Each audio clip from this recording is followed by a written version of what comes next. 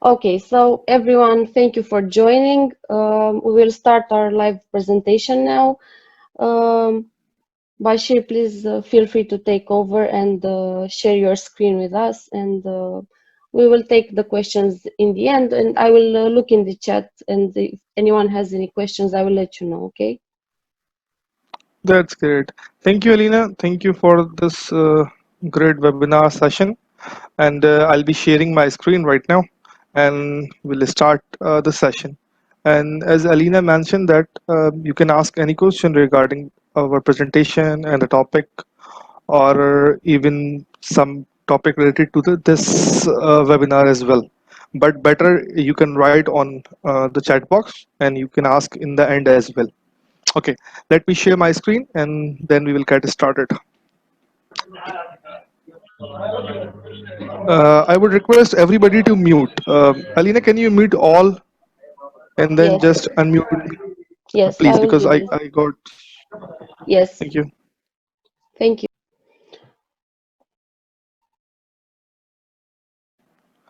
Okay, I hope you are getting my screen right now. Yes, I can see the first slide. Okay, thanks. That's good.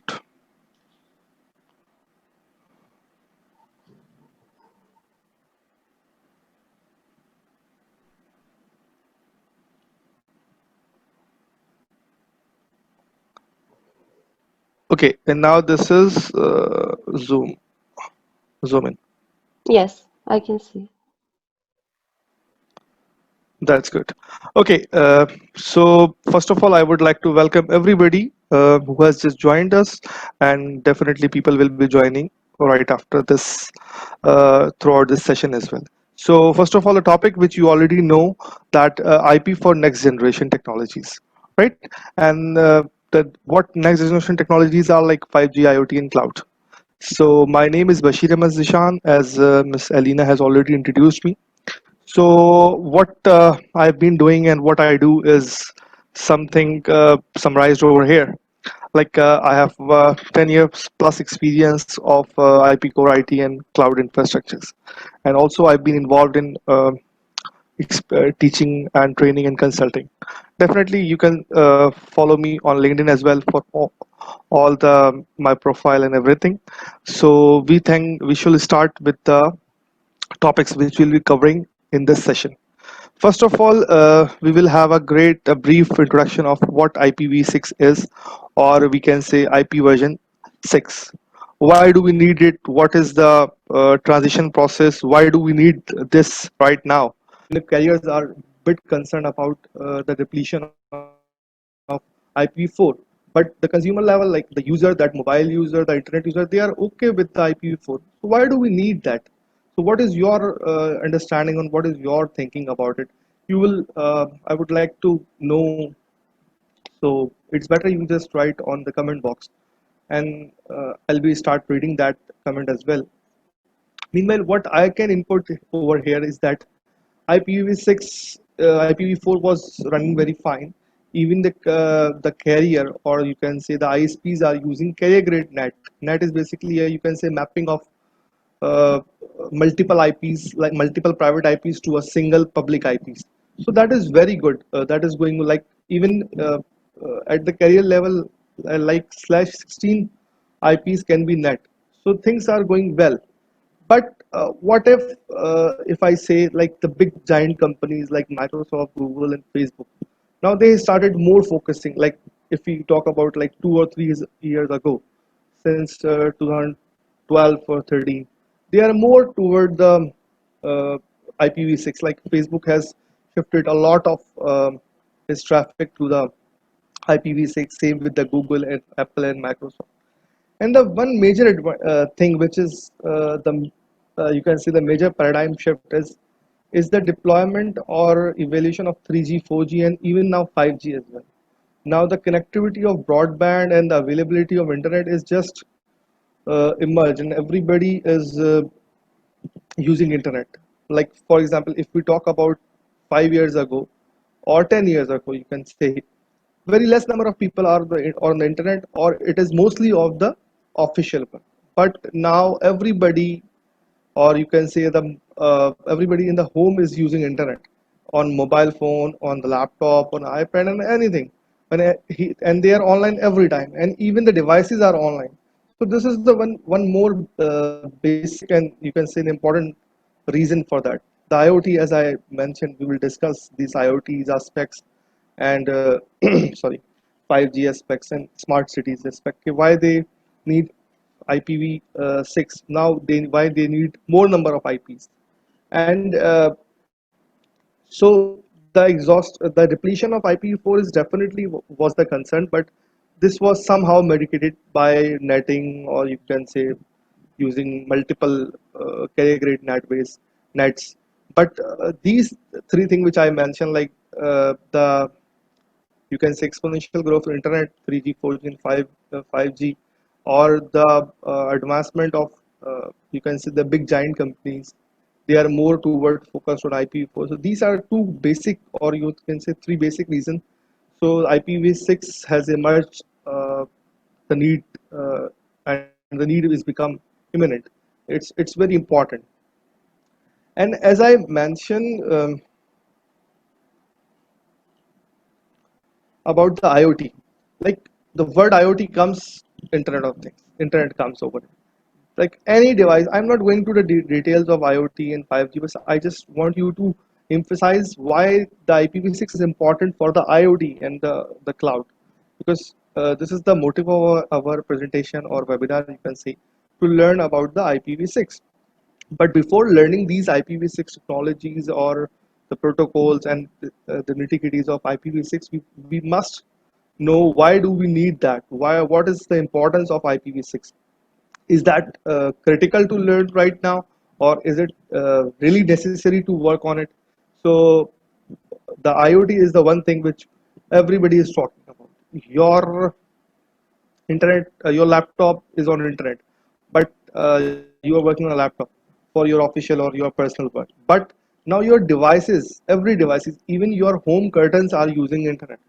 So everything, or I could say every device, or simply I would say every entity. Entity means a user or a device or some process or some, you can say, equipment. Everybody needs internet.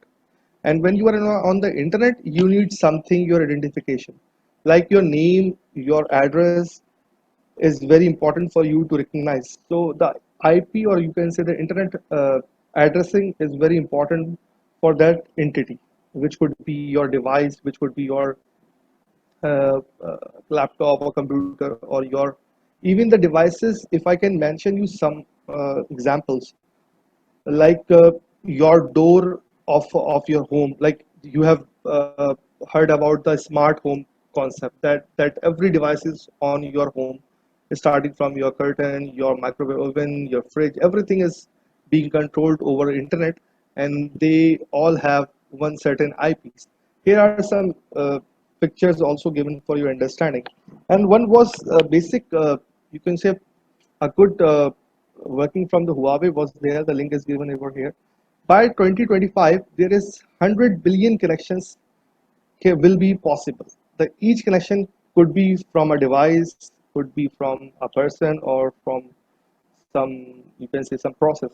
So you can say the these huge number of data will be extracted, like 163 zettabyte data will be transmitting.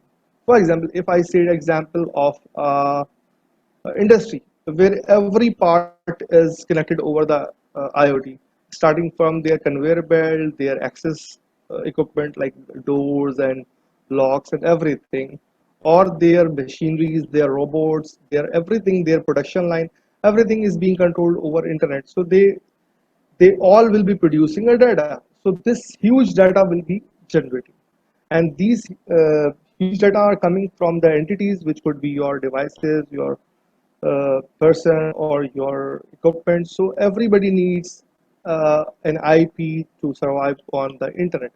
So I must say that need of IPv6 is now imminent.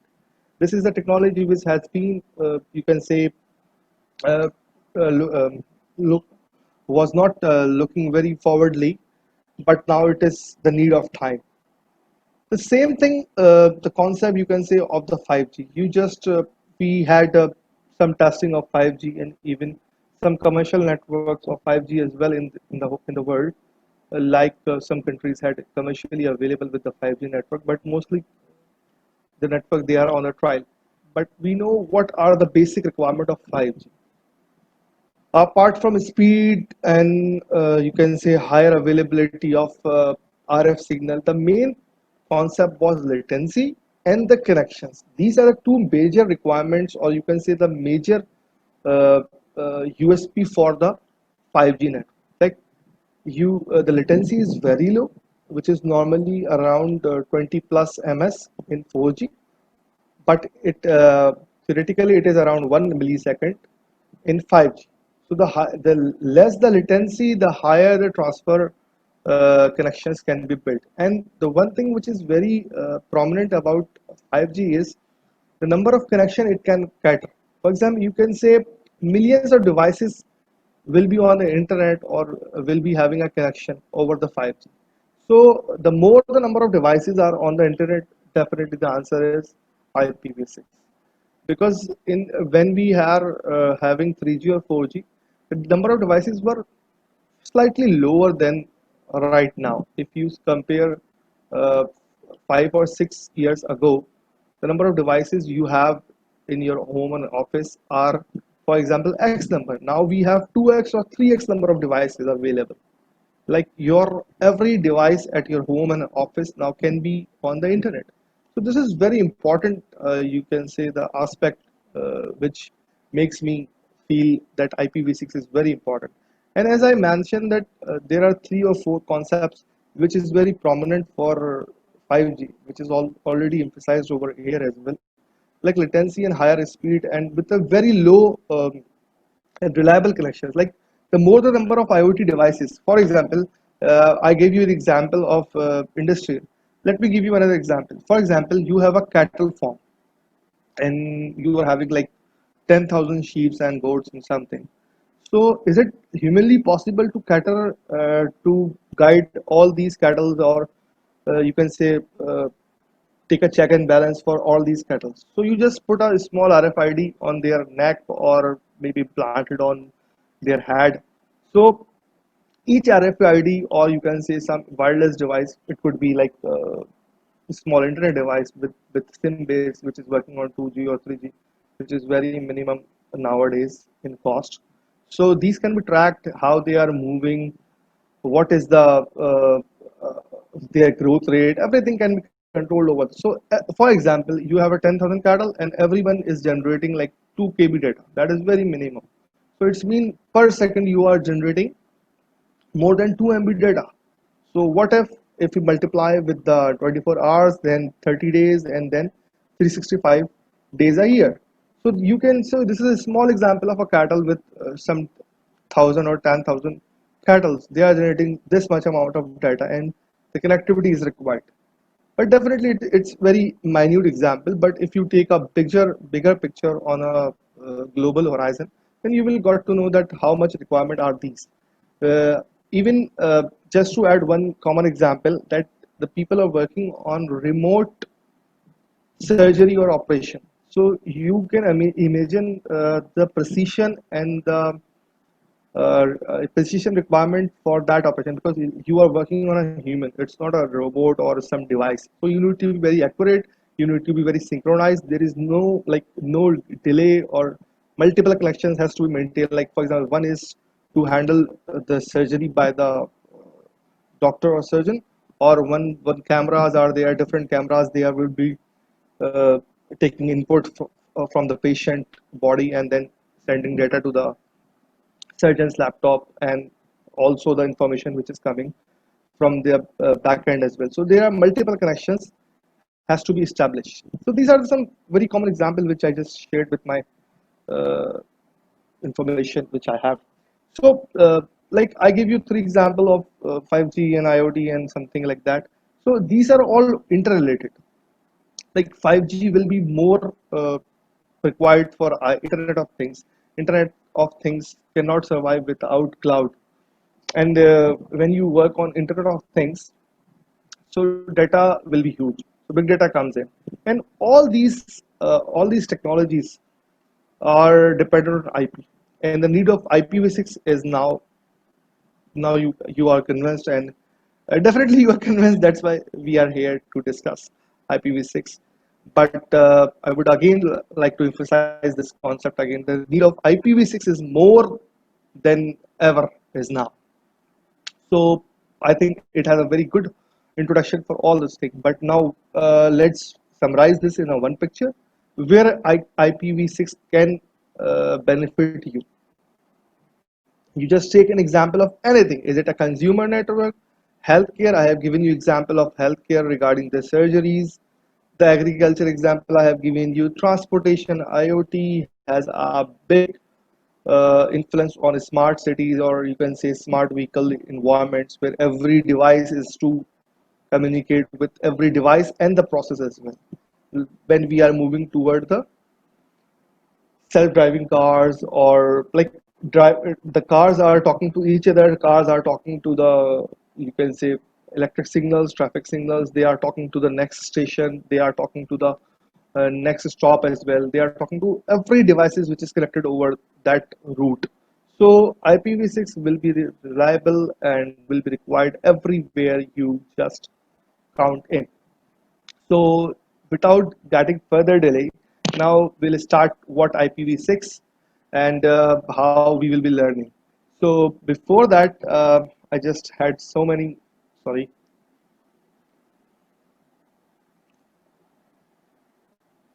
Okay. So IPv6, or you can say IP version 6. So previously we just know that this is IP and it was IPv4. Okay, but we were not concerning about the version. But now advanced thing has come, so we just put IP and then V and then 6. So so it's a very large, you can say, address space, because you know that IPv4 has only 32 bits of address. It's been mostly, you can say, 2 power 32. This is something like 4 billion addresses. Now, still, you will be amazed, some of the participants, that 4 billion is a high number. Why it is depleted and why? Because it's not about like every person on the earth will give a one IP. Like in industry or in equipments, single devices have multiple IPs due to the multiple requirements, and you can say the number of IPs are more, and some are reserved as well. But when we comes to the IPv6, it is 128 bit. Let me repeat again, 128 bit. It's mean previously we had 32 bits. Now we have 128 bit. It is something like 4 times. So if I just say how many IPs, so this is something like 3.4 rest of the power 10 keep 10 power 38. This is so big number that I cannot read. But in simple, I can say 340 unidecillion addresses. I heard somewhere this there is some I don't know this is very accurate, but like every grain on the earth can be given a single IP if it is IPv6. That is something which I just heard somewhere. So what are the benefits of IPv6? Definitely, the address space has is very big. You just know that thing, and this is very big. Already, I have told you. But there are some few benefits which is very imminent and very prominent. That is, addresses are very plenty. You know, very easy. It's very flexible. Flexible in this sense, we'll be discussing this factor as well in the future times as well. But flexible in this sense, previously in IPv4, the address spaces are like some very fixed, you can say. Here we have very hierarchical addressing, and then it's very easy to configure because we have some good protocols and good mechanism in IPv6 that can be configured. You don't need to configure every interface manually. In IPv4, you have to put focus on configuring IP, uh, except the DSCP thing. But and there's a concept of mobile IP. Like as I told you that with the advent of mobile communication of 3G and 4G and 5G technologies, the IP can be mobile. You can say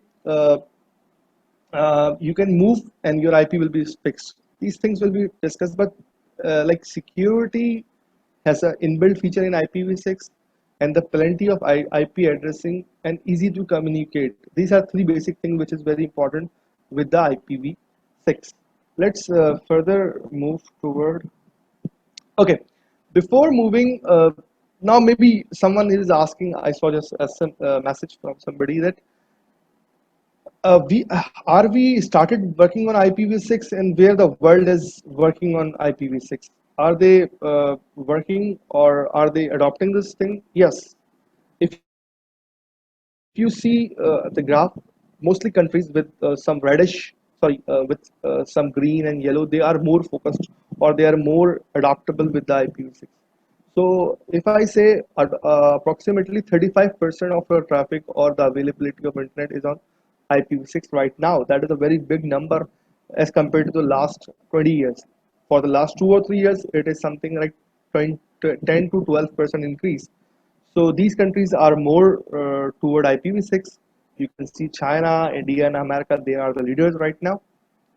And specifically, if I take example from Cisco website, then they are showing like Russia, for example, they are like 5% of 5% or to 7% availability of IPv6, and they are having 6,600 IPv6 user right now. They are having. So this is very good number. I'll share the link as well for your information. Okay, these are some other links like the statistics from the Google, from the Cisco, from Akamai, that is famous CDN. So you can view the statistics from the different. I just put two graphs, one from the Google AppNic, which is the IP provider for the Asia Pacific region, and one from the Cisco, which is a leading provider. Okay, so as per the country availability, I have already shown you the graph, but this is from Google as well, and you can see 35% is like this is September 4th, like 2 days before, something 35%. This is the current status you can see. So we know IPv6 is 124, 128 bit. It's a long number. It's a long range of digit. So how can you remember this? And one thing about IPv6, which is very different from IPv4, in IPv4 you are working on decimal number. Like for example, my IP was 172.16.35.1. Like every octet is separated by dot, and then there are 4 octets.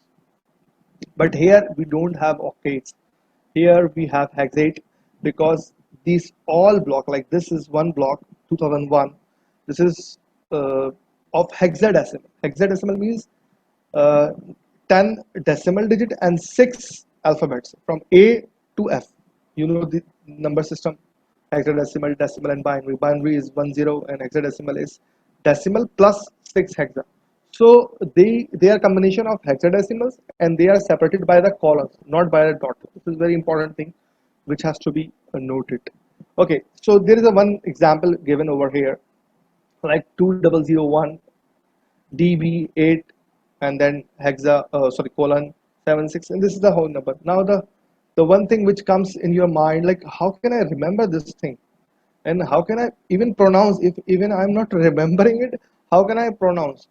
So there are some techniques which I'll be telling you to shorten this, and definitely still the address is long to read, but there are some techniques to read as well and to remember as well. First of all, I'll read and just you listen. 2001 Delta Beta 8 7654 3210 Falcon Eagle Delta Charlie Beta Alpha 9876543210. Now what I did, I just pronounce a word for the letter. Like I did say F, I say Falcon, or I said Eagle, not E. Because sometimes when you are on the phone or when you are doing troubleshooting and the things are not going in your favor, you are in a panic.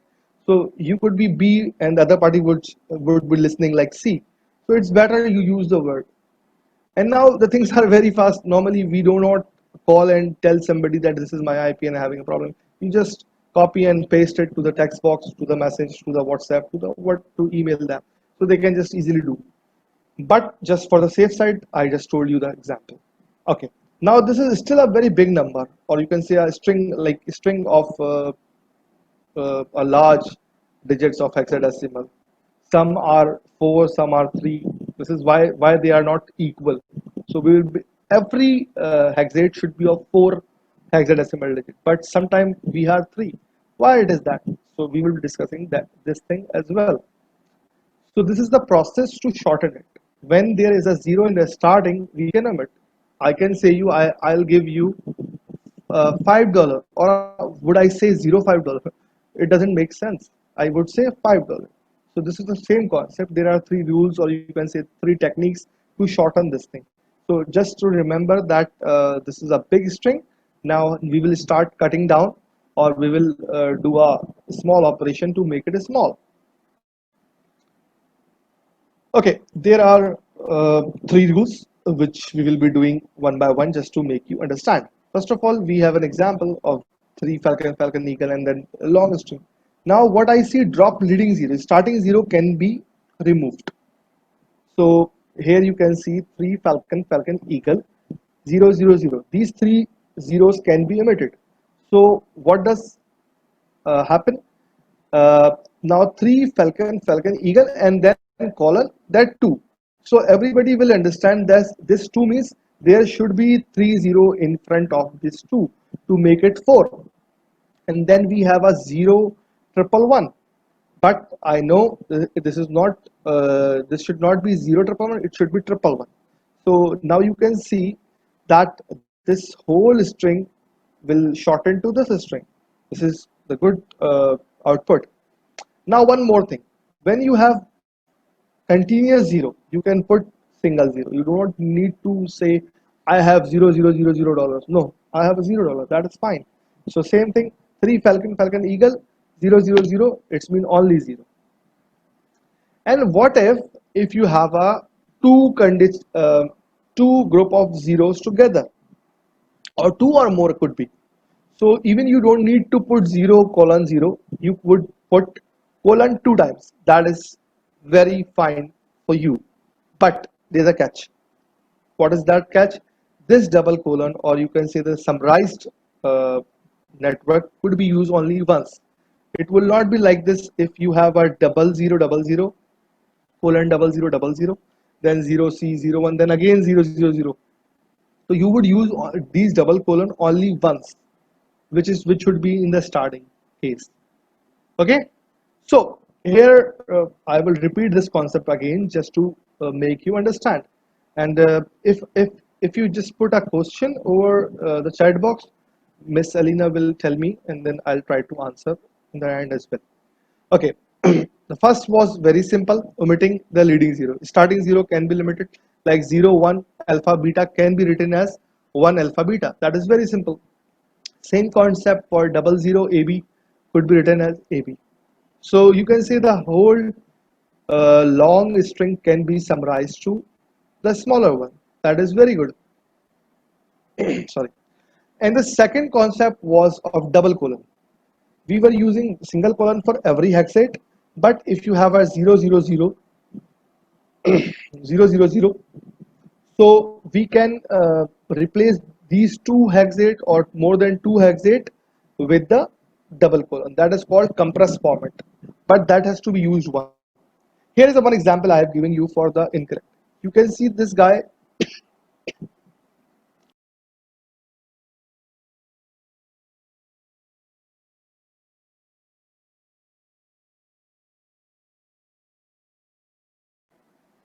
Okay, this guy has did a bad job. Then he just tried to use double colon twice, because maybe he has the address like 2001 0 delta beta 8, and then long string of zeros, then ABCD, then long string of zeros, and then 1 2 3 4. What he did 2 times double colons. So this address cannot be used. Even the system will not process this, and if you give this IP to somebody, it will be discarded. So this compressed format only used once. Okay, I hope this is cleared.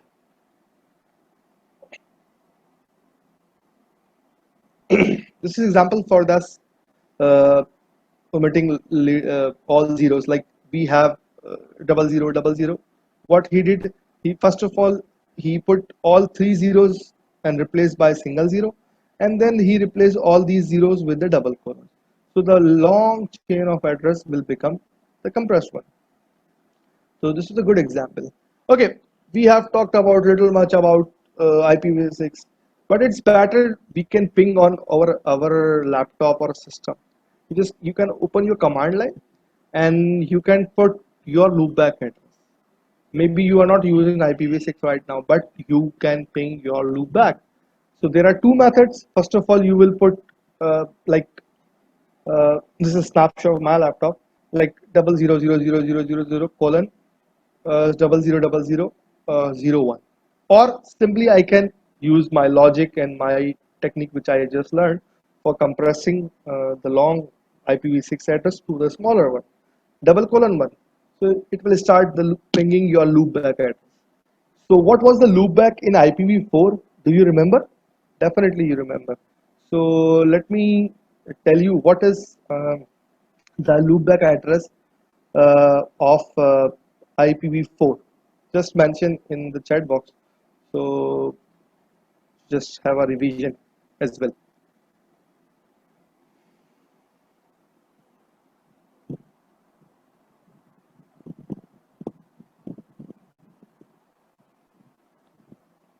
And also tell me if you have pinged this loopback address of IPv6 on your laptop, on your system. You can just put on your chat box window. Okay, so you remember like in IPv4 we had octets of like 126.3.2.1. Every octet with separated by dot. Okay, but here you don't have these dot, you have a colon. Okay, so the concept of addressing or grouping is same, you can say, because there is a prefix of a network address and then you have a prefix like in IPv4 what we say, network address and the host address. Like for example, just for understanding I'll tell you one example. 192.168 is a network part, and after that 1.75 is a host part, and we do subnetting and all that stuff which you already know. I'm not going to that uh, what these are. So address and then their prefix length.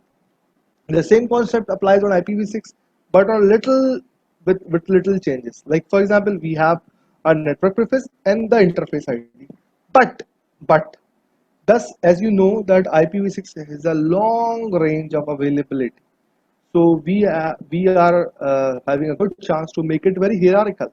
Like in IPv4, there is no concept. Like for example, 1.xxx could be used in America, 1.2 dot can be used in Canada, 3 can be used in somewhere else. So and then 5 again used in America, and then 7 used in China or whatever. But in IPv6, we have a very large address space, so they just divide it as per the groups, or you can see the types, and as well by the networks and the geographical area as well. Like for example, you know there are 3 or 5 agencies which provide IP addresses to the clients. For example, if I say the IP address provider for our region, Asia Pacific, that is APNIC. We have RIP, we have RAN, and we have Afrinic for the Africa. So they are the responsible for giving you IP. So they in IPv6 the large chunk of IPs are allocated to Afrinic, large chunk to the APNIC, to RIPE, RIP, and to REN. Everyone, all these 5 providers are there. So they are being allocated with a long chunks of IP. So now they can give slash 32 to the ISP, then ISP did the same thing. Like for example, if ISP has 5 offices in their country, so they divide it into a smaller chunk and then give it to the ABCD location, and then these location will divide these chunks to the or further smaller subnet of slash 48, and then these site will give the users IP to the slash 64. So even a user subnet can be of slash 64. That is very a large number. So what are the address types in IPv4? Like we had a list, we had working for broadcast, you can say multicast or for point to point, for multi point, for everybody. But here in IPv6, there's little difference. Like there is a unicast, then we have a multicast that is the same, and then one thing is very different is anycast. We'll be dealing one by one everyone. What is these? Unicast is very simple. It's same like one to point in IPv4. It is a uniquely identified on an interface which is IPv6 enabled. So every interface, like my laptop is IPv6 enabled, so it must have a one unicast address. Then multicast is the packet or a type of address which is allocated to certain type. For example, I said I applied this address to all the routers which are running on OSPF only. This is one group of set. Okay, so it could be anything. Any multiple interfaces can be transported data using the multicast IP. Best example of multicast which we use is IPTV. Like they broadcast their traffic on certain IPs. So every devices which is working for IPTV has these IPs. So they guide the data. Acha, there is no broadcast, okay, in IPv6, but there is Anycast. Anycast is sending to any. Like for example, I say we have 150 plus participant over here. I said who has black lang laptop. So this data will be only for the people who has black laptop. So might be there are one person who has only one black laptop, or maybe like 100 plus they are having black laptop. So there is some condition which is nearest to me, or some like you. This is example more related with the multicast, but let me rephrase this in a easy way, which is there. Like I said, who is available with a black laptop. Uh, so who is near then respond me fast. So traffic will be routed to the nearest one. The one good example is that when you open a YouTube, sorry, when you open a YouTube, what happens? The Google gives you data from the nearest network, or you can say nearest CDN or the network. Mostly it is available on your ISP premises or maybe your country's premises. But definitely it's not going to happen like that. I'm searching a lap video for like a World Cup final and I'm getting data from a far location. This is very good concept, especially this is massively used in IPv6. Okay, so now I'll be defining each of them specifically. Okay, multicast, I have mentioned you that this is for some multiple interface. I'll try to be little accelerate this thing because we are having almost like an hour, but I'll keep things open for you to ask, and definitely this presentation can be shared as well. So any address is started with Falcon 00 are the multicast address. So any address which if you see and you see this is starting from FF00, so you easily get that this is a multi-card address. There are some examples given. For example, I just read one example. This is of all the routers which is running OSPF.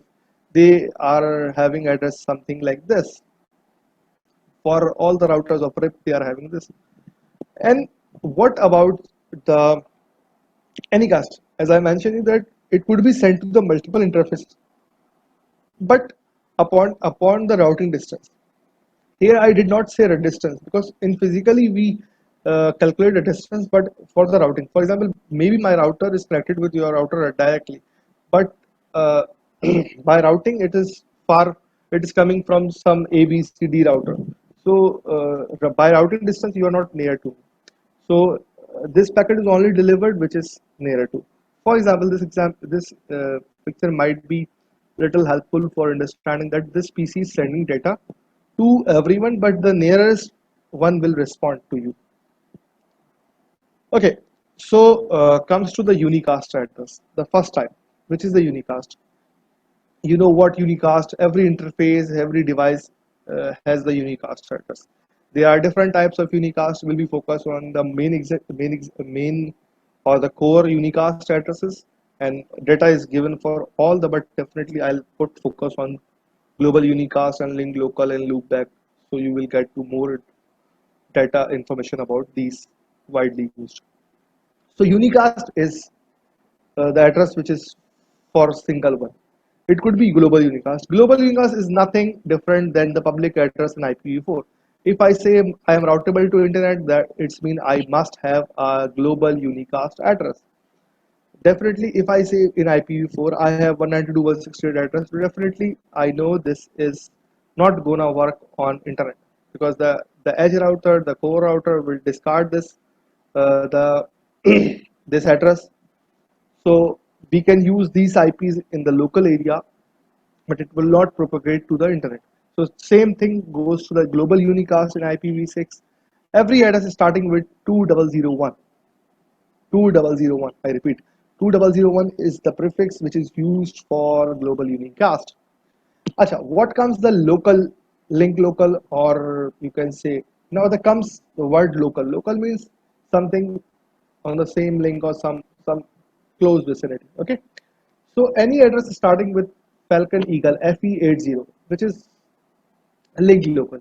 And I'll tell you one thing, that if you open your laptop and then you write ipconfig, if you are having a Windows system or something, or if you have a Linux, you can write same command.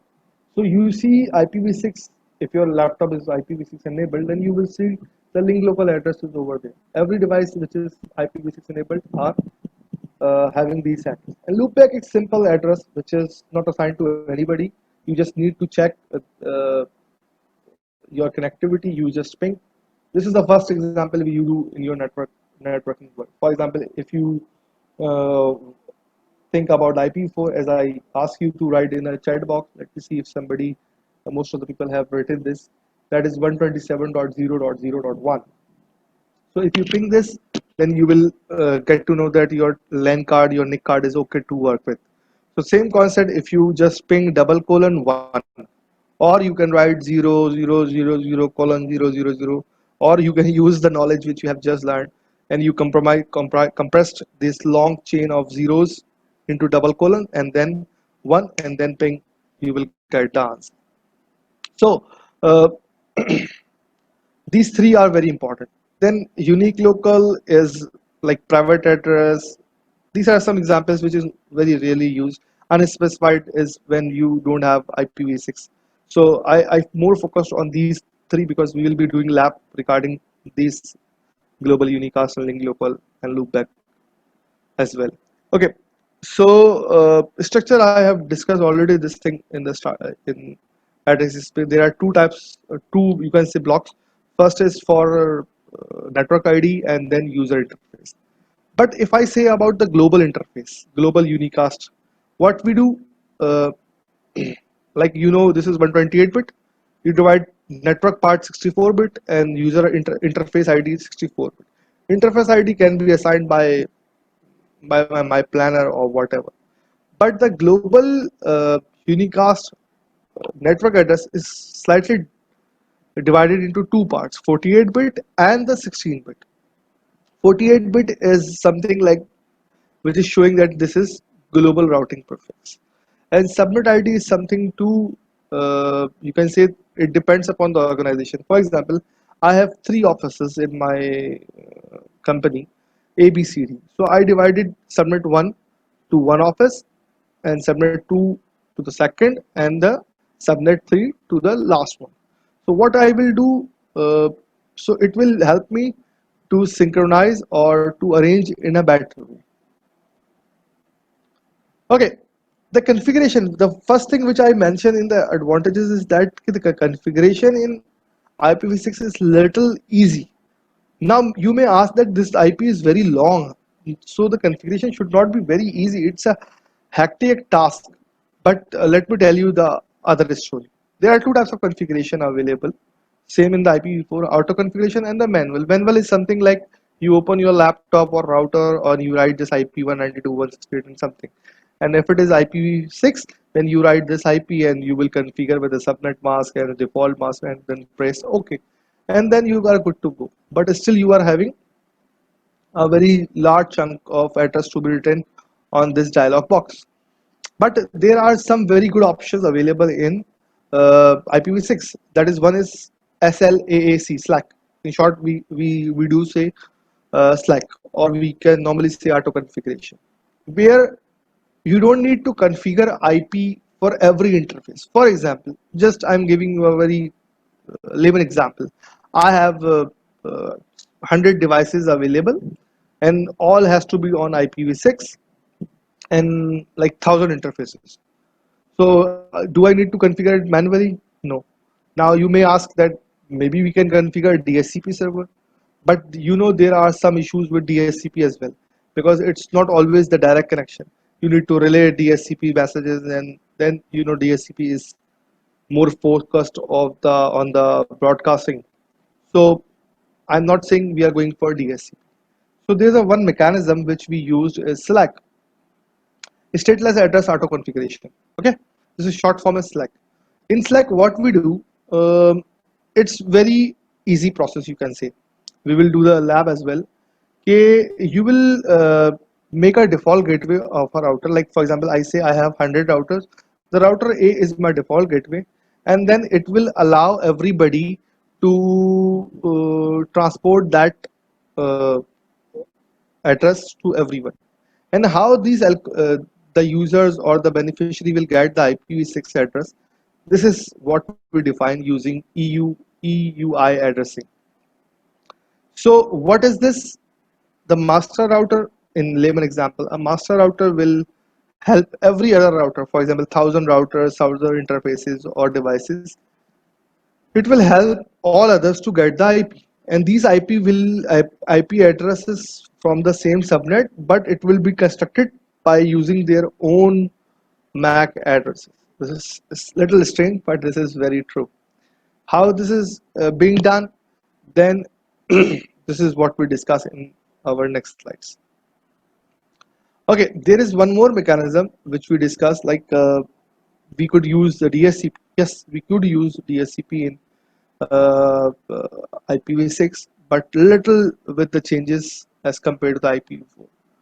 So this is called as stateful address auto configuration. Like we have a long LAN network, large network of LAN, and where we have multiple devices and computers and devices.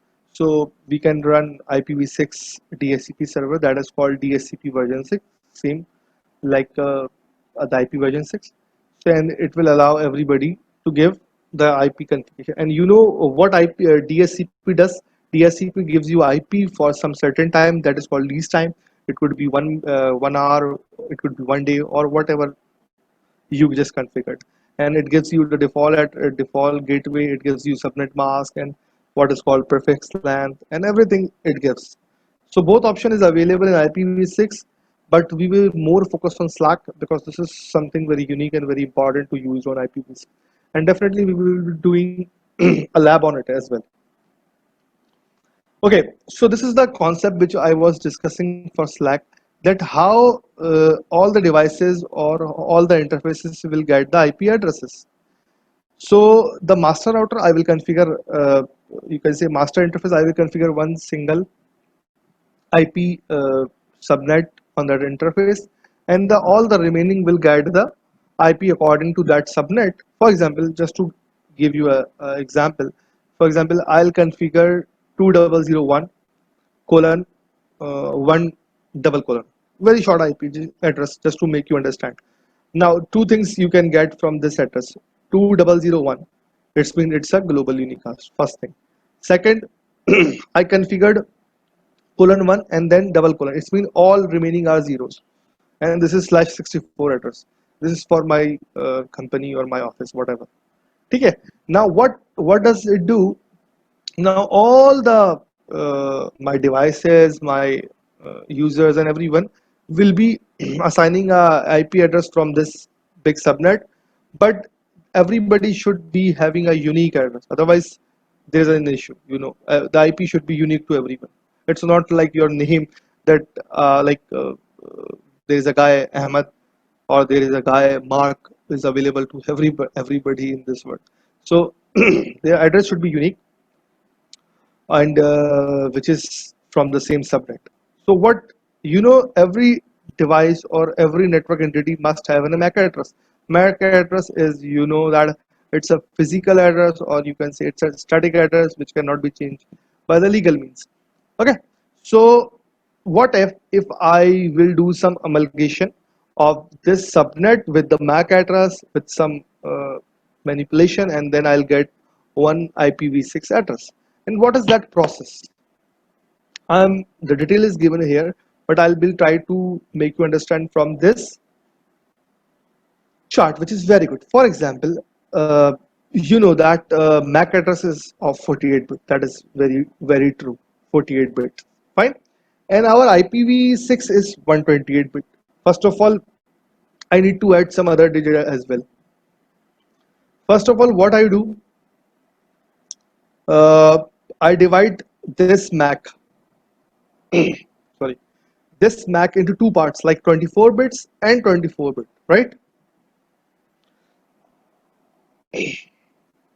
24 bit is like basically in Mac what happens. The first 24 bit uh, is unique to the your organization. For example, Huawei has multiple OUIs, same for the other companies as well. And then the last 24 bits are for the customers, or you can say the devices. For example, a laptop has a NIC card which is of company ABC.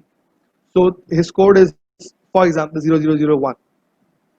So his first device will be 1, then 2, then 3. So 1, 1 and 1, 2, 1, 3, something like that.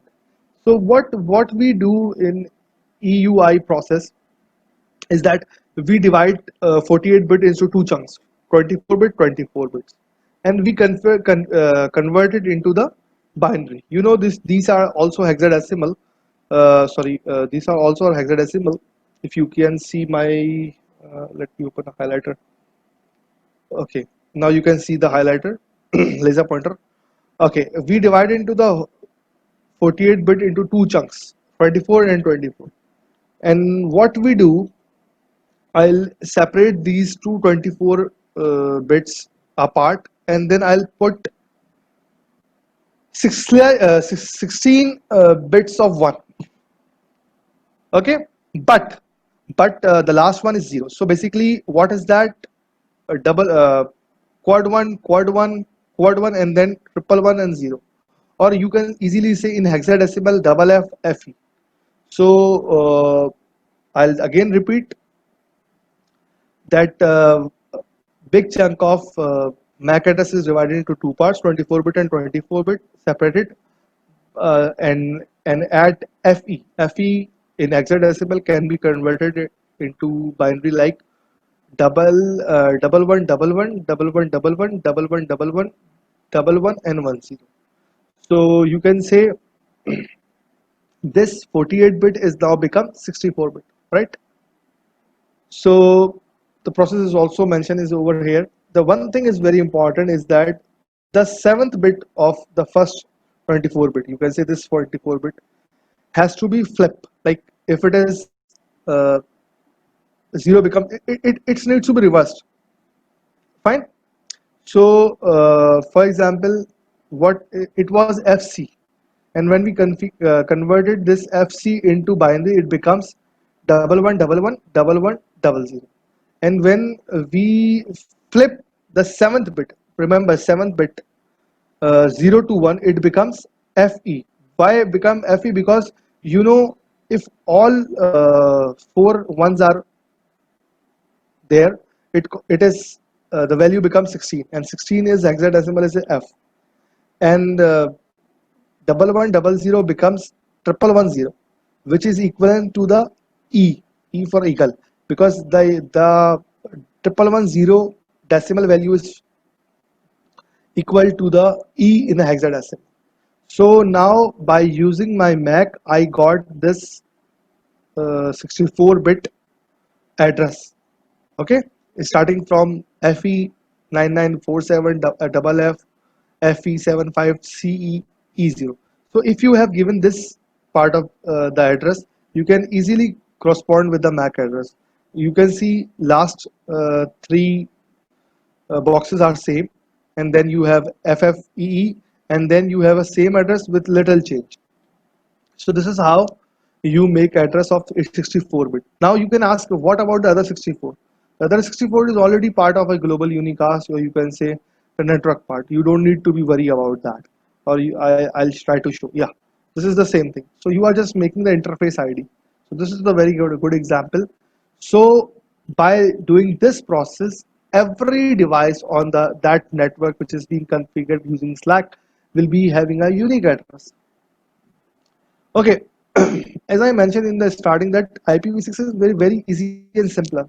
That might feel uncomfortable to someone.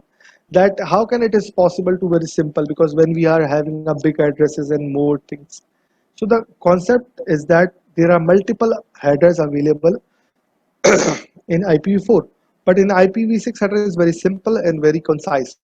I'm not going to go into details what they do, but only the important fields which are required is available in IPv6 header. Where in IPv4 there are multiple headers available. The version is version number, then traffic class, how traffic is being classed, and then label, payload, and header, and then source header and destination. Very simple. There is no more details available. So it's very simple to process for the router as well. Okay. Up now one question is from someone that how it is possible that 35% of the network is on IPv6 right now. It's been 65% of the network is not on IPv6. They may be using IPv4. So how do we live if we are on IPv4, IPv6? So there are some coexistence available. For example, you could run in your office dual stack. Dual stack is that uh, I'll define what is this. Like two parallel universe concept, and then you are having some tunneling mechanism, and then you have some translation mechanism. These three are the options. What these three are, for example, if I say are dualistic, some of my users, some of my devices are only IPv4 compatible due to an issue, maybe mostly due to the customer end, because the end devices are, if I take an example of a mobile communication, the mostly mobiles are not IPv6 compatible, or you can say some devices which are intermediate between these network from mobile to the core, they are not IPv6 compatible.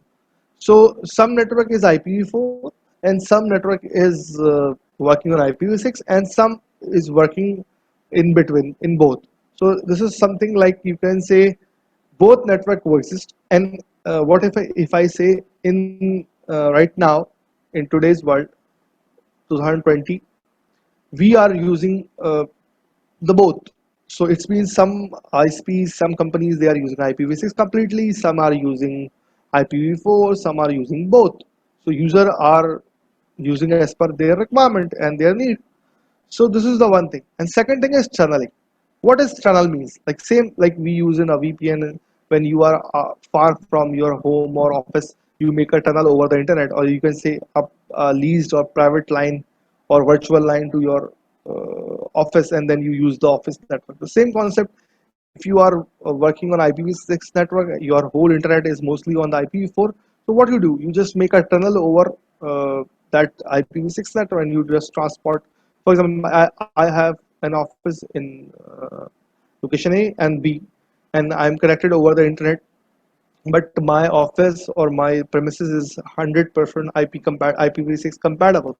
So what I have to do? I'll have to make a tunnel over the internet, and then I'll use this IPv6 technology on my both offices, and with keeping the same internet, which is mostly of the IPv4 right now. And the one thing is that also one option is available, that is translation, like which is mostly we are being using for longer time, like for when IP first started depleting. Mostly users or mostly company, what they do just make a large chunk of private addresses to the users, and then this large chunk is netted to a single public IP. So that concept can be used over here. Then if you have IPv6 network and you do translation, net 6.4, like from netting from 6 to 4. 6 means from version 6 to version 6 to 4. That allows my packet to be transported to the other network which is only IPv6 enabled, but the network is passing from the entities which are IPv4 enabled, right? Okay. Mostly we are working for the IPv4 right now. The people are more toward IPv4s. You do trace, ping, trace out, TTL loops. But these are the concepts which already know. So somebody asks that, okay, is it available on IPv6 as well? Yes, but it will change. Like for example, we cannot ping the command. We use ping and then IPv6 and then the IP and trace for the same thing. And the TTL is little bit different. We check the protocols and routing. Like for example, OSPF we use for IPv4, but OSPF version 3 is used for IPv6. Same for the RIP and for the OSPF, and then so every technology is available over here. Acha, uh, that could be introduced. Introduction can be done later. Let me take you to the slide for the topology, and then we will let you know what we do.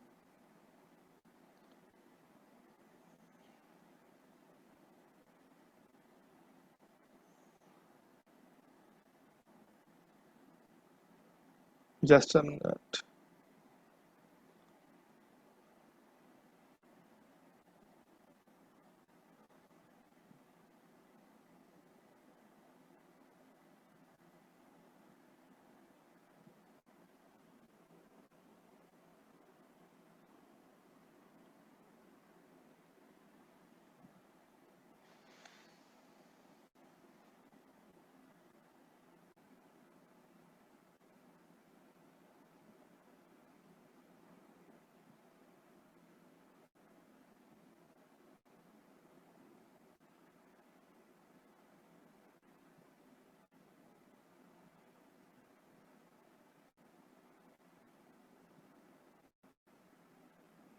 Okay, I just reading my some questions that are very good. So I'll be answering few of them right now, and then we'll moving to the lab, and then I'll try to answer all these questions. So somebody asked that why do we need IPv6 with the 5G? I think I have already given the answer. Like in 5G, the connection number of connections or the number of uh, devices or entity on the internet are higher in number. So if we are not moving to the IPv6, then we will be not using full benefit of IPv6.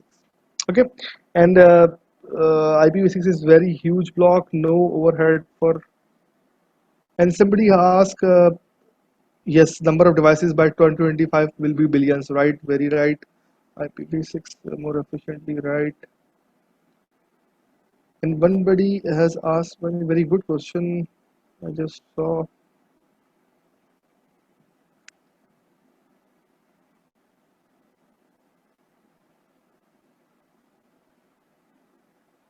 Yes, global unicast is a public address. Okay, as I mentioned that public address is the address which is available over the internet, or you can say which can be routed over the or routed from after your network as well. So the private address which is already bound to your network. So the global unicast is the address which is same like the um, public address in the IPv4. That is a good question. Uh, Somebody has asked multicast. Can you repeat multicast? Multicast is very simple. The concept is available on IPv4 as well. The multicasting is means like for example, right now what I'm talking to a group of people. But if I say right now I'm talking to the person who are only you can say Urdu speaker who can speak Urdu. So I'm talking to the certain group of people, or I can say the people who are from the USA. So these are I'm talking to some group of people. For example, I gave you an example with a video on demand or IPTV. Then the ISP transport data on multicast address.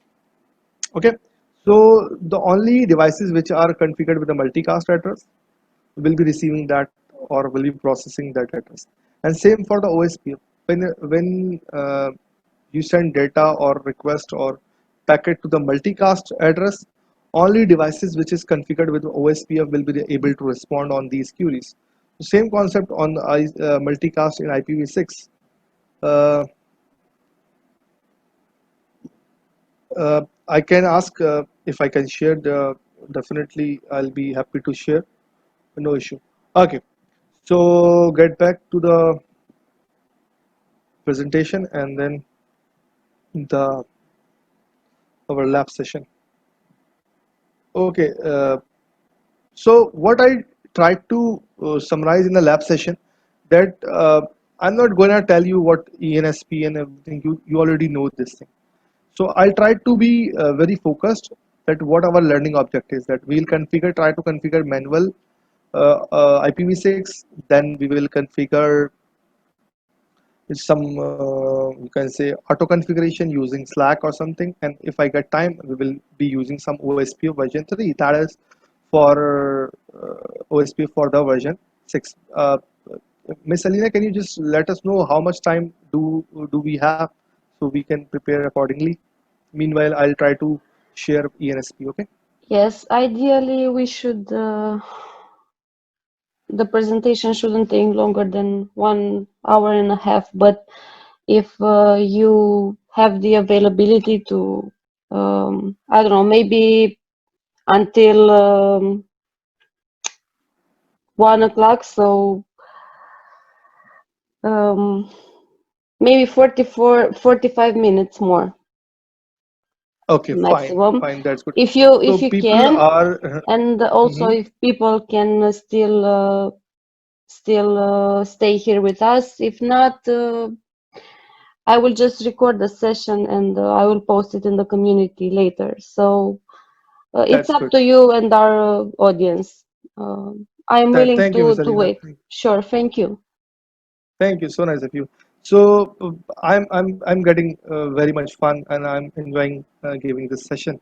Yes, and I So see there same, are many questions. So yeah, and yeah, we have a good number of people available as well. So yes, we'll start and we'll see how far we can go. sure. So over to the ENSP. Thank you. Okay, so now we can you share my can you see my screen of ENSP? I just had a one topology which is Yes, available on our slide as well. Okay, yes, so I can see. this is a simple topology. Uh, you just write on a chat box if you are visible with the my topology and you are okay with the topology. It's a very simple topology, but what main motive is to understand what we have learned and how to apply this technology on the real world. So I would request everybody if you just write okay or yes or whatever your input. If you understand what is this topology is for, so are you okay with it? You just write okay or yes. Thank you. I'm getting some messages. Okay. First of all, we have two parts. One is our branch office, and then we have a head office.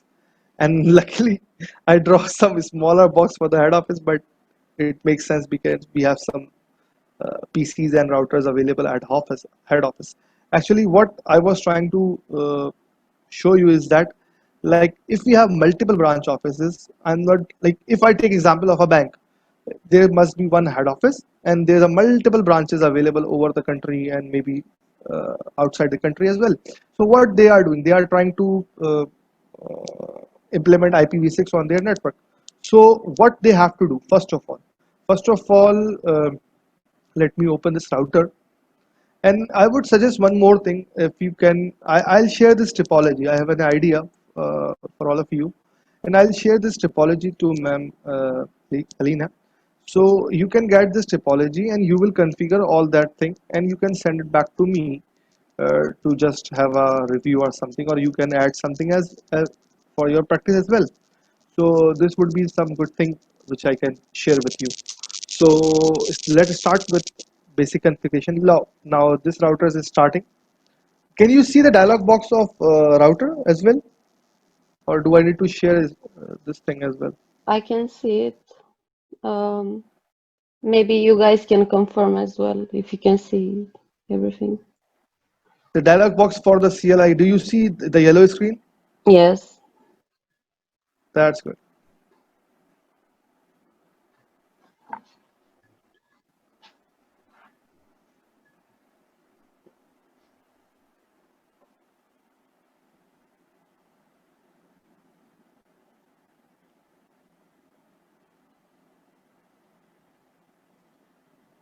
Fine. Okay. Now what is this? First of all, I'll put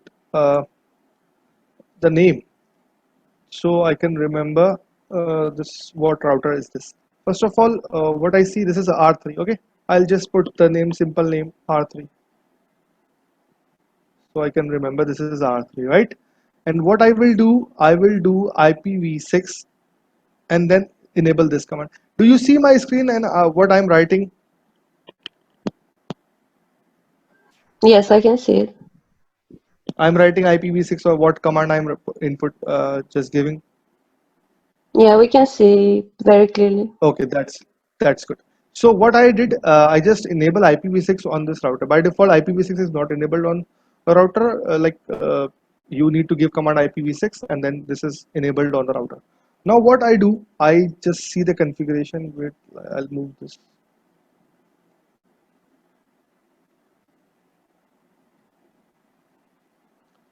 Okay,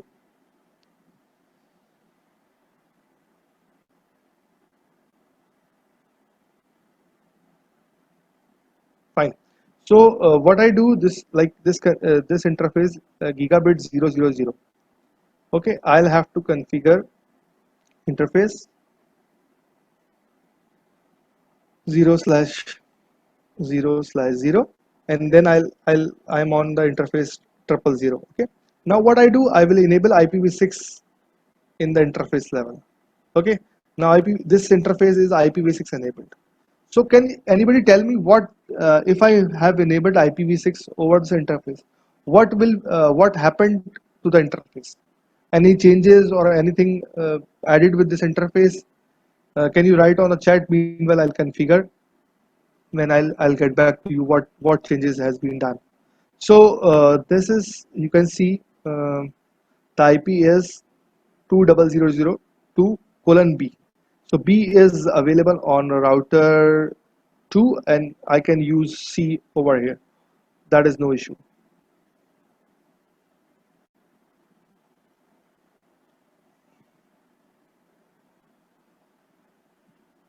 So what I will do, IP version 6 address, and then I'll put this command. So what is, I have manually configured the IP address on this router. Fine. I'll show you the topology. So I have configured enabled IPv6 on this router 3, and then I'll configure this interface gigabit 000 to the IP which is available over here. And then what I do, I'll open this router as well. So now I can see, now if I put display this, so it will show me the configuration what I have done so far. So you can see I have enabled IPv6 on this interface, and I have given some IP with /64 subnet mask, right? So now if I write display IPv6,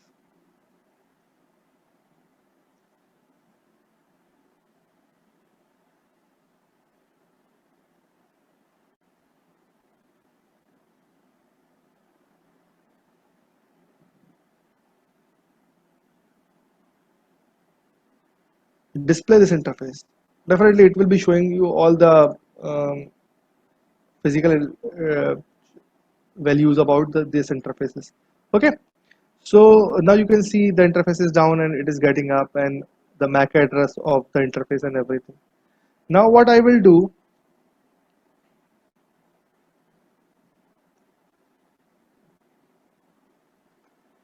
now I have asked for the display this IPv6 interface. So they give me the data for the IPv6 interface. Now can anybody tell what has something which is very important? Like I have configured this global unicast address which is given manually, with this subnet mask 64. That is very okay. And there is one more thing which I saw over here as well, that link local address. I did not give this address. It is automatically available over. So as I mentioned earlier, that all the links which is IPv6 enabled has link local address. So the address is starting with FE80. It's mean that it is in link local. It is not propagating on internet on apart from the network, but definitely it is IPv6 compatible. Now let's move to the router 2. Now I come to the router 2. Let me zoom in and system view and then make it R2. Okay, I think it's visible now. Same thing I will do. I will enable IPv6, and what I will do, I will see the port number. The port number is gigabit 0001.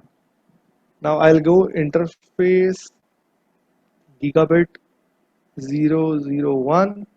Now I'm in interface. So what I will do? I will do the same thing. I will enable IPv6, and then I will put IP address, IPv6 address.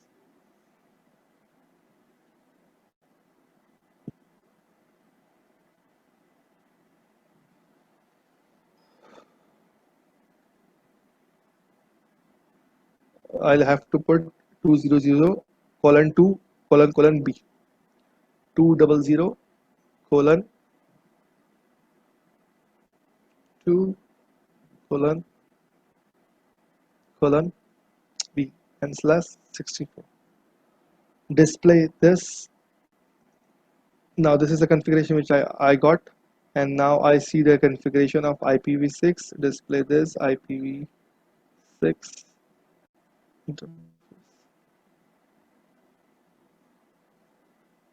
Now you can see I have configured this IP on router 2 with 64 subnet mask, and I also get the link local address because it is IPv6 enabled.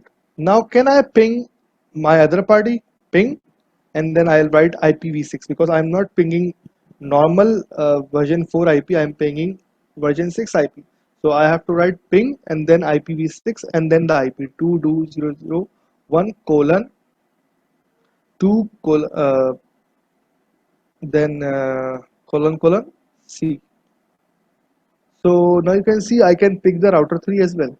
Now same thing I can check on router 3 if I can ping same ping. Just to repeat, IPv6 2001 colon 2 colon colon B. Same I can ping.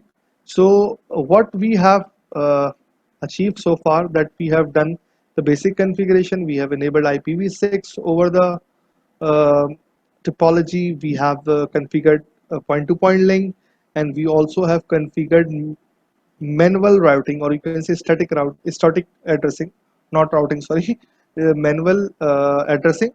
Now what I do, I'll try to configure IPv6 on branch office, but without putting manual IPs. I will try to put IP on router 2, because router 2 is, you can say, the you can say head office address, and then multiple branches can be connected over the network, and then I'll configure the route. Now I will get the IP on router 1 by using the EUI method.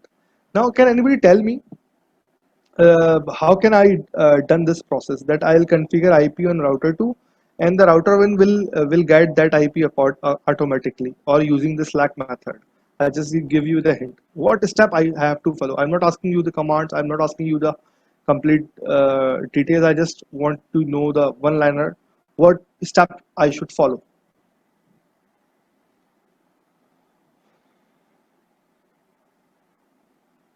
Yes. Uh,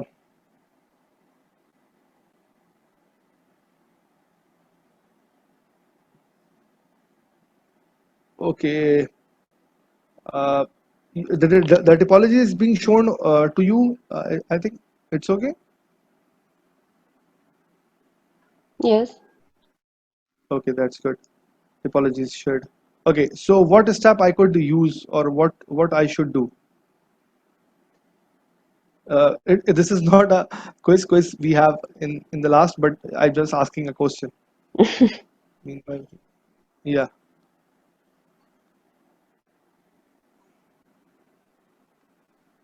Acha, one buddy is using, yes, we can use tunneling, but here I'm more focused on the auto configuration method, okay, which we had discussed in the method for configuring IPv6. So anybody else can let me know.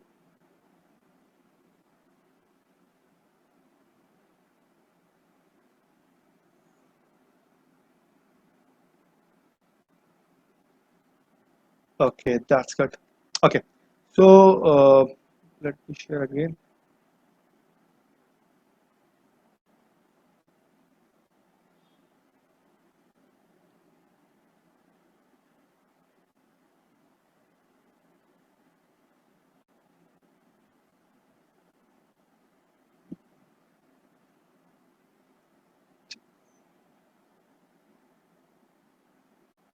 Right, that's good.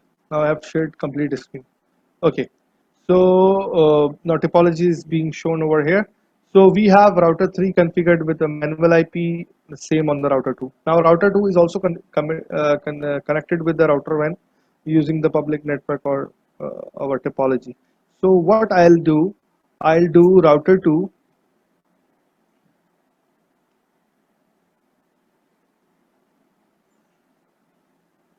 Okay, so what I'll do,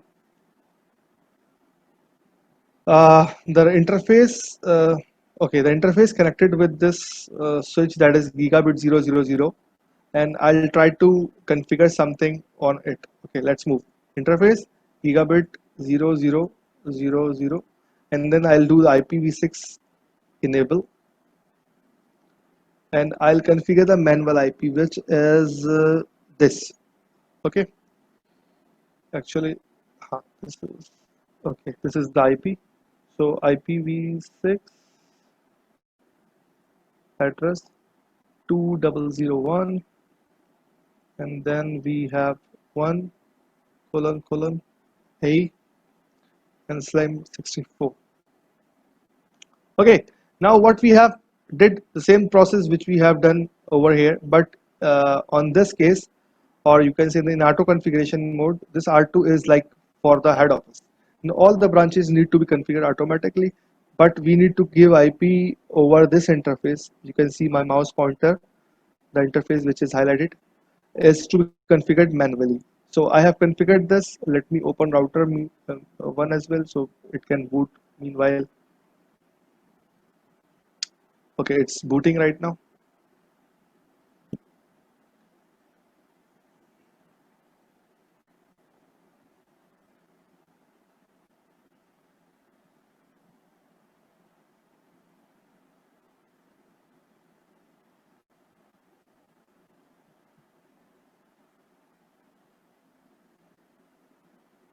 Okay, fine.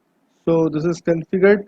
Acha, here one thing we have to do, that we know when dynamic route automatic, or you can say uh, Slack is being configured, what we have to do, we have to put some command on our master, or you can say the main router, which is responsible for helping other interfaces or router to configure IPv6. So let me put some command IPv6, and then ND means network discovery, because network has to be discovered first, and router, and then put RA. RA means a route advertisement. Okay, how the advertisement has to be sent, and then we will use the prefix. Which prefix to be used? For example, here in this case we have this prefix. Okay, our prefix or our 2001 colon 1, and then we have a prefix. So my prefix is this,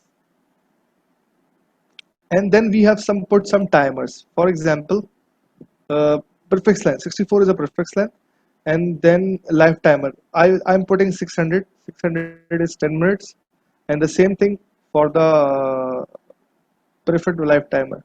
Or I can summarize this thing as, for example, network discovery should be only for this prefix of this LAN with these timers. I put 600. You can use anyone. The ranges from the 0 to the 4 billion something. So the 600 is the minimum amount. So the prefix has to be done only with this, you can say, subnet or the some this network address. Okay.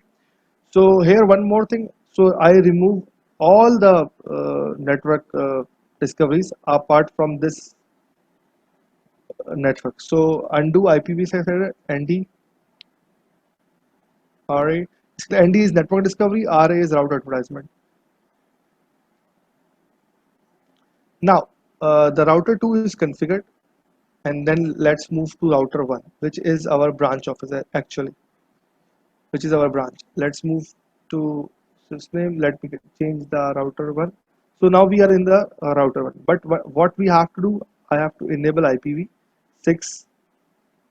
Now let me go to the interface, gigabit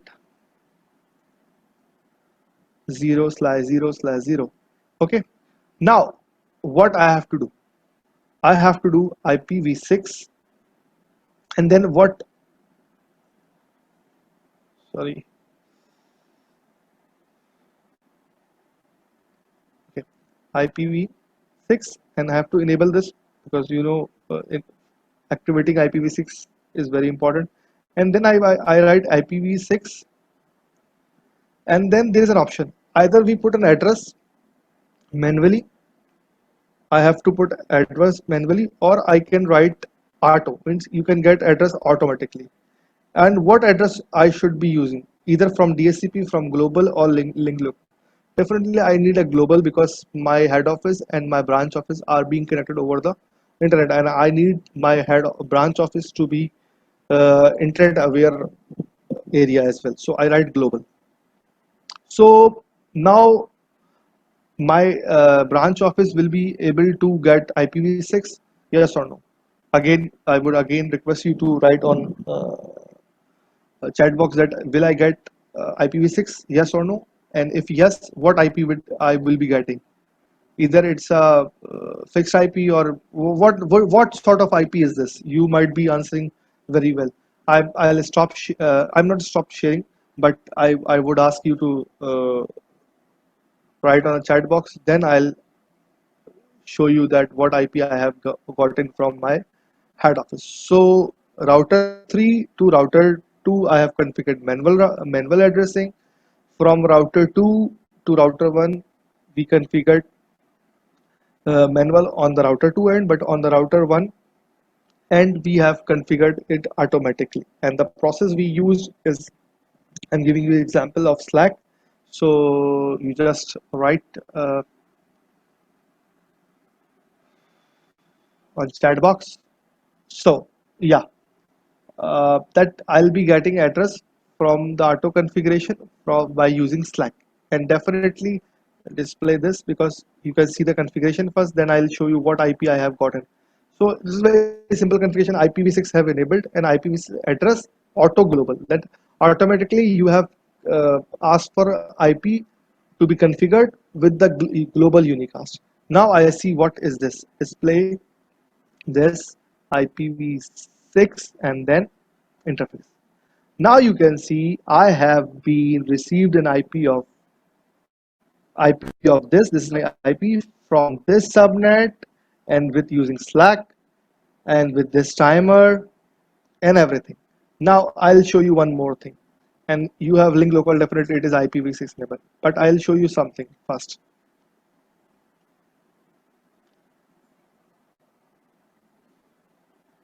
No command for the IP addresses, but I got this IP. So here in this topology, we have only one branch office. What if there is 100 branches? So I do not need to go each of them and assign single IP to every router or every interface. I just go, or you can say I can automate these two commands, which is IPv6 enable, IPv6 address auto global. These two commands can be run by anyone, either by some person or some technician, or even I can automate meta process to run these two commands. So every router or every interface will get one global unicast. I can ping this IP from any part of the world. So that is very good thing about the auto configuration feature of IPv6, which we have just practiced and learned. So my question was the simple two commands which I have run. Now you can see the hardware as a address 00E0 FC double delta 0 delta 27. This is my MAC address of router 1, right? We are on the router 1, right? And what IP address I have gotten, you can see easily. Let me show you again.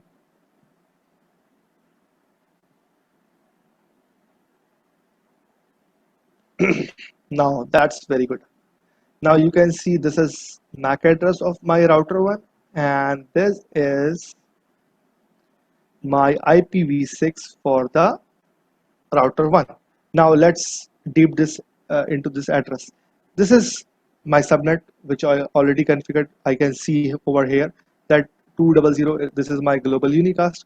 Now what I can see that last 64 bit is slightly same as of my ACK address. So my every branch office will be having a unique IPv6 address by using help of the MAC address of their device. So you can easily see last four hexadecimal digit are same. You can see this. Okay, and then you have FFE, which I have told you between this, and starting 4 digit are same except 1 bit swap. So this is the another good example of our theory which is being easily implemented over here as well. So we have uh, successfully completed our lab session as well. Let me get back to the presentation again.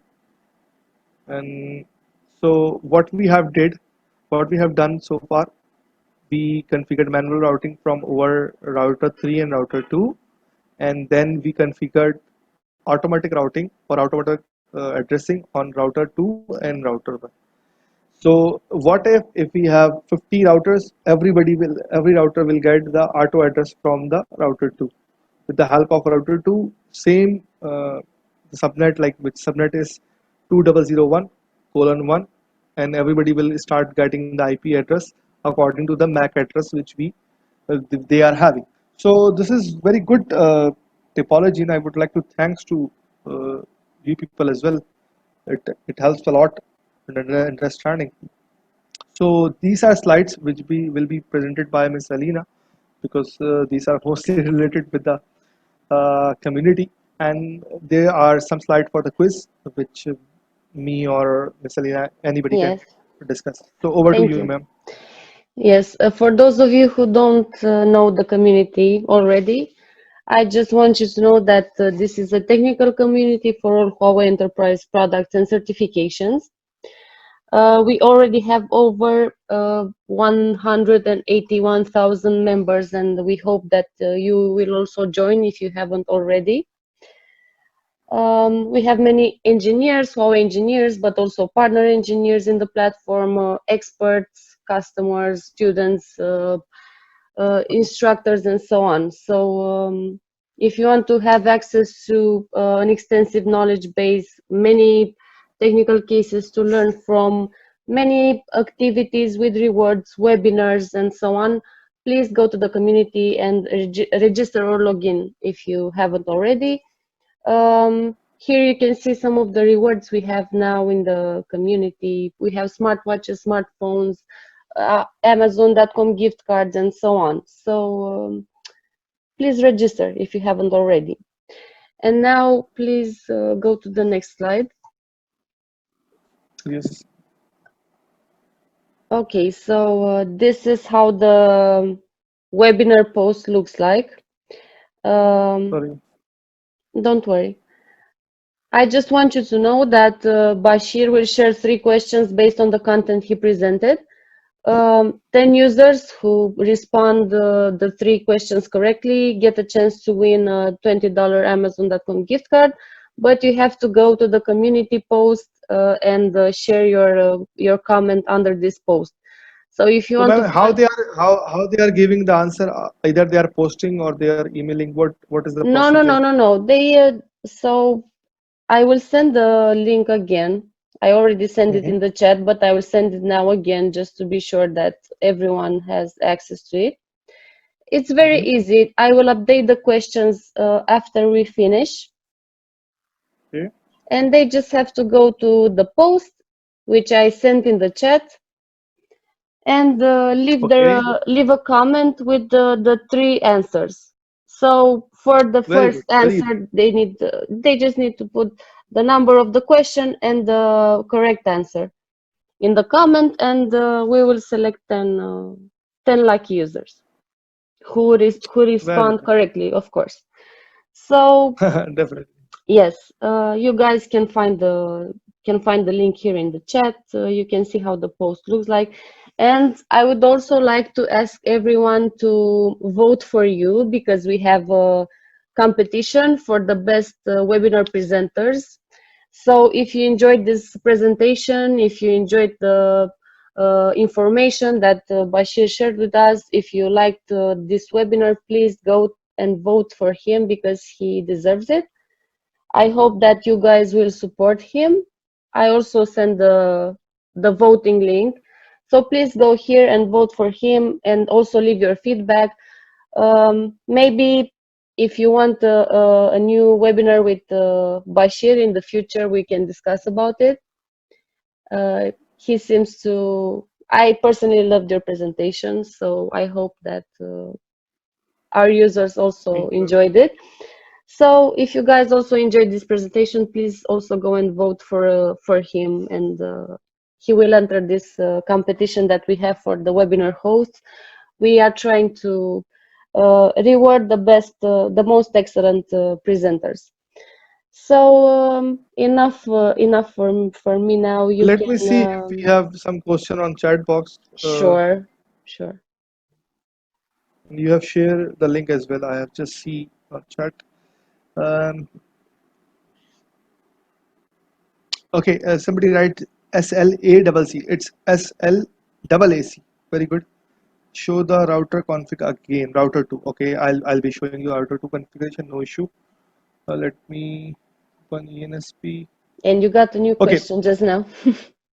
I'm sharing right now. Yeah. Okay, I have got one question. Like he was asking for the router 2 configuration. Yes. Let me tell you one thing. Actually, I also like the participation from the everyone. I'm really thankful.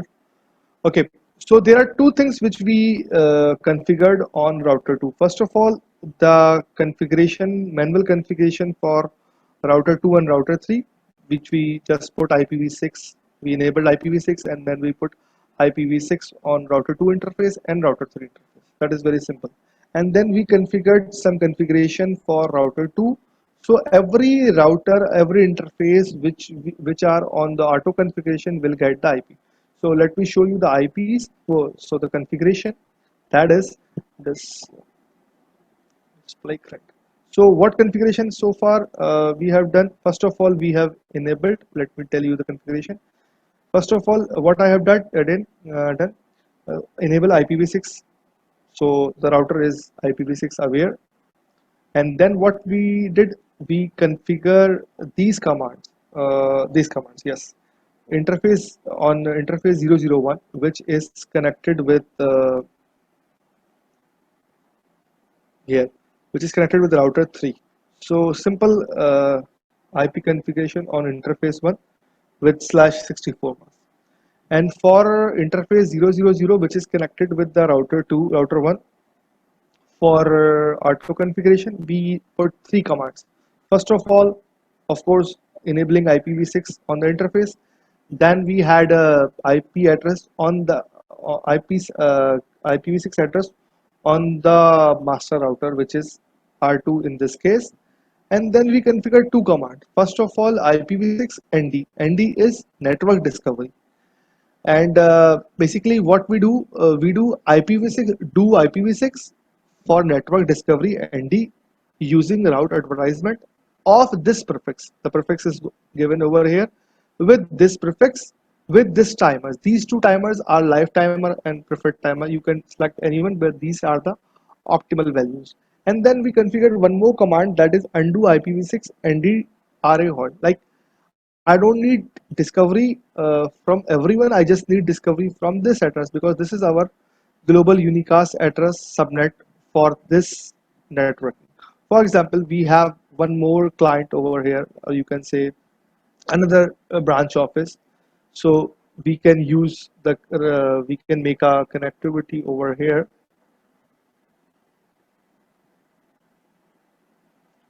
So for example, there are 50-60 routers, so all will be having a different connectivity, but they will be coming under one subnet. So I think we have answered this as well. So let me see if I have another question regarding this. Okay, Mr.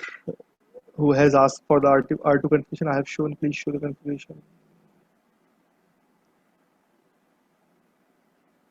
Okay, you want configuration again? Okay, let me share you again.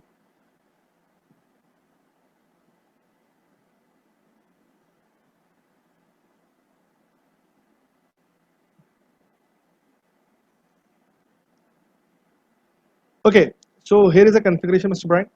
Uh, let me summarize again for you. Let me know that if you have looking this screen. Okay, what we have done, we have enabled IPv6 on the router level, yes, and then we configured two interfaces with IPv6. First one is the manual for the manual configuration for the R2 and R3, right? Which is very easy to understand. Sorry, which is very easy to understand, enabling IPv6 on the interface level, and then give the address on the interface. So the IPv6 is configured on this level. For this part of the lab, which is for the auto configuration using Slack, is the interface 000.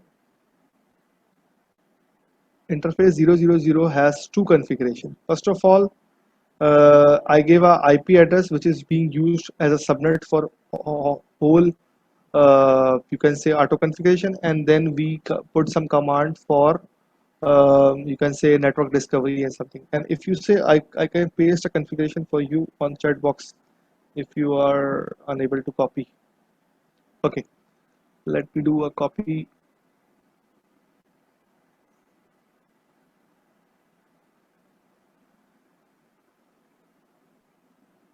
Okay, so I put the configuration. Mr. Brand, are you okay with the configuration?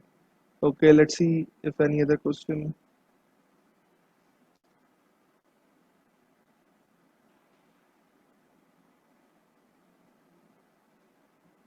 Okay, that's great. Thank you.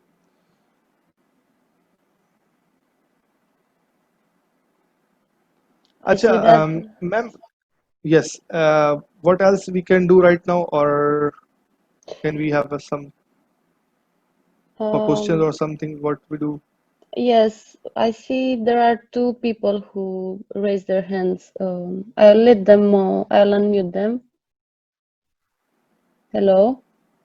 Hi Bashir, this is Danish. Hello. First of all, I would like to express my thanks. It was a very nice session. I have one Thank query. you. Why there is no or concept in IPv6? Okay, Danish. Thank you for your compliment and everything. Actually, ARP is what ARP is basically. First of all, let me introduce with ARP. Now, basically, it's an address resolution protocol.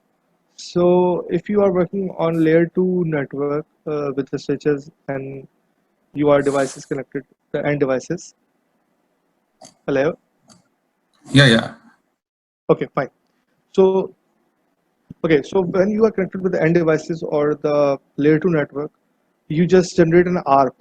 Okay, and what this ARP is doing, it's like you can say, it's asking for the address resolution. Like this is the my MAC address and this is my IP address. So who is available for this IP address? And it is mostly done on the broadcast level, you can say, because like if you put multiple PCs on a switch, and then the ARP request has been sent to everybody, but only the intended audience will be able to respond as per their need. So this is more focused toward the broadcast. And regarding the IPv6, IPv6 is one technology which is stopping our broadcast. We do not focus on IPv6 on broadcast level. Okay, so ARP is something which is prohibited in that set. And if you say how can we overcome this limitation or this issue in IPv6, if you say, so what there are some mechanism as well to overcome, like if I say multicast for the broader range, because like broadcast is something which is sometimes is dangerous to accommodate in networks. So just to limit this aspect, IPv6 is more focused toward the multicast. Multicasting could be for 2 or 3 entity, or could be for the 100 or 1,000 devices, right?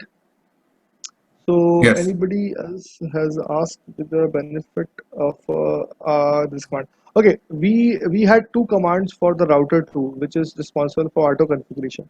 First one was the IP address simple, which IP subnet which we are using. The second thing is for the network discovery. Okay, this network, like in that our example, our subnet was 2001 colon 1. This was our subnet. So only network discovery from this prefix is allow, and then we halt network discovery from any else. For example, I'll give you a very common example. What we do when we configure VLANs on switches, we configure VLANs, we make VLANs, and then what we do, we pass VLANs which are allowed, and we undo the VLAN 1 because we do not want VLAN 1 to be passed. For example, if someone allows every VLAN, so we specifically disallow the VLAN 1. So same concept could be applied over here, that network discovery only should be done with this prefix, because normally auto configuration is being done, as I give you an example of can you example of branches of bank, which is normally existing are separated from the geographical region. For example, if I give you example of bank ABC, which has a branch one in one country, and he has branches on different countries as well. And definitely admin will share the link. And which email address you are asking for, Miss?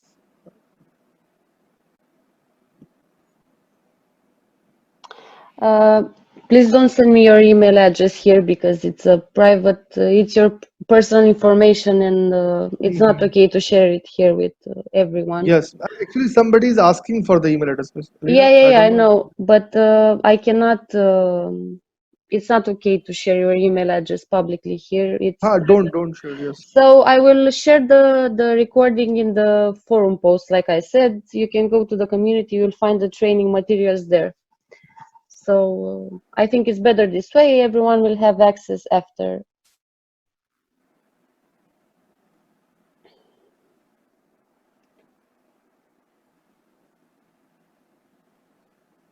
Okay, so this is guys. You can subscribe there. Go to the community. I will share the link, and you'll find everything you need there. The training. Acha, there is Miss Alina. Sorry, there is very good question from Abdul Kafi. Will you think will IPv6 IPv4 be obsoleted someday? What do you think? I'll share you one research in 2010 or like 2008 or 9. It was suggested that by 2015 all IPv4 will be obsoleted, or you can say will be depleted.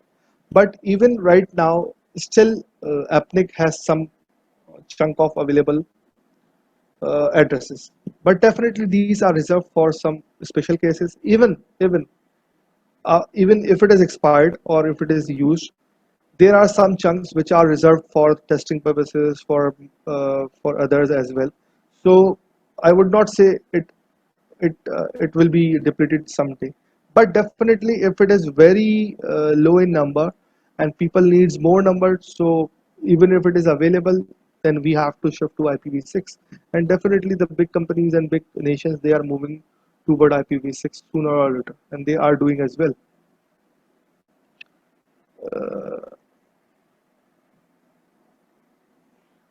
I Just one think more we question, should madam. try to finish soon. It's been 2 hours Mhm. already. Yeah, man. Yeah, it's already been, but Yes, still, I think we already have some question. Okay, thanks again from my side, Miss Alina, first of all, and Huawei as well, and all, thank you. especially the participants, all the participants. We had a good number of participants available from Yes, different part of the world. Even some people ask me for the time change because at their region, maybe it's night in US or something, but yes, still they are there it's difficult to and we cover cannot all time manage. zones. Yeah, Definitely. Yeah, yes, yeah, definitely. Maybe some, like in Australia, it's already evening time, and in subcontinent or in Pakistan, it's afternoon, and in Europe, it's already yes, for morning. sure. But we are So trying to definitely, it's a cover different. as many time zones as possible, and it's impossible to cover all of them. So I think it's a most suitable time which you have yes, suggested, Miss. Mostly cover. So I hope we have done a good session, and again, thankful.